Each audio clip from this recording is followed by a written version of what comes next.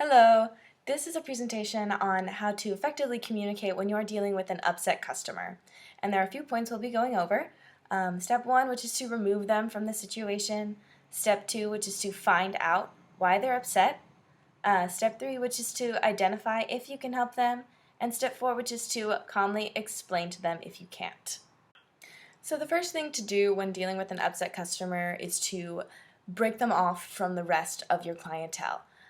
If you're in a retail situation, that can be getting them away from the desk and taking them into, whether it's a back room, you have a couch, you have just kind of a more secluded area to talk to them in that creates privacy for the upset customer.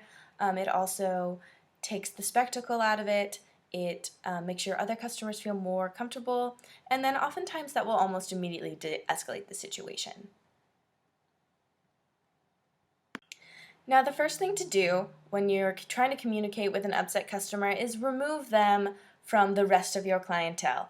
If you're in a retail situation, oftentimes it happens at a counter where there's a line of people, maybe some more coworkers, so it's much more effective if you take them and either sit them on a couch, take them into a corner, just take them into a more private area where it's easier for them to explain themselves to you and for you to listen and really take in what they're saying. So the next thing to do once you have them broken off and away from the rest of your clientele is to identify why they're upset. And that means you have to ask specific and clear questions. You can't get flustered, so just remember that you are there to help them. And ask, what's wrong? You don't like the sunglasses. Why don't you like the sunglasses? Oh, I'm so sorry about that. Is there anything I can do to help you? Find out what they want and why they're upset and what they need. And then that brings us into step 3. So the next thing to do is to identify if you can help them. And that's something that generally happens while you're doing the listening. So the first thing is it an easy fix? If the product is damaged or broken, can we replace it? If it was not what they thought, if they ordered online and it wasn't something that they really wanted, can we return it? If it's an easy fix like that, then that's fantastic. If it's not something that we can fix outright, try to figure out if there's something alternate. If the return policy on the jeans has expired, then can we give store credit? Can we offer a different discount? Anything like that, promos, just small things that we can give. The other thing to consider when identifying if you can help them is if it will be detrimental to your business to say no to them, whether it's a regular customer, someone who has a lot of pull in your industry, someone who accounts for a lot of your company's sales. That's another thing to consider, because then for those kinds of people, sometimes you can bend the rules. So that's another thing to take into consideration.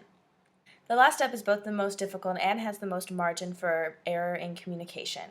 And that is to calmly explain to someone when you can't help them. This is the most important part of communicating with an upset customer, and should this happen to you, it's important to be very prepared and know exactly what to say.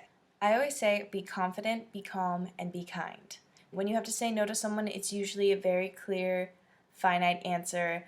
It's against company policy. There's really nothing I can do. So be confident, and that's all you have to say. And then if they scream, if they berate you, it's then your job to be calm. Be like the ocean. Because if you get flustered or defensive, then that doesn't help the situation, and it also can put a bad name on the company.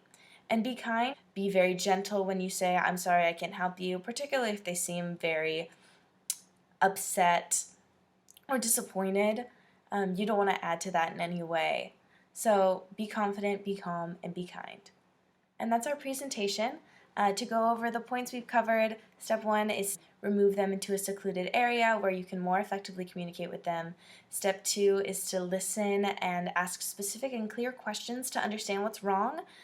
Step 3 is to identify if you can help them. And step 4 is to calmly explain and communicate to them if you cannot.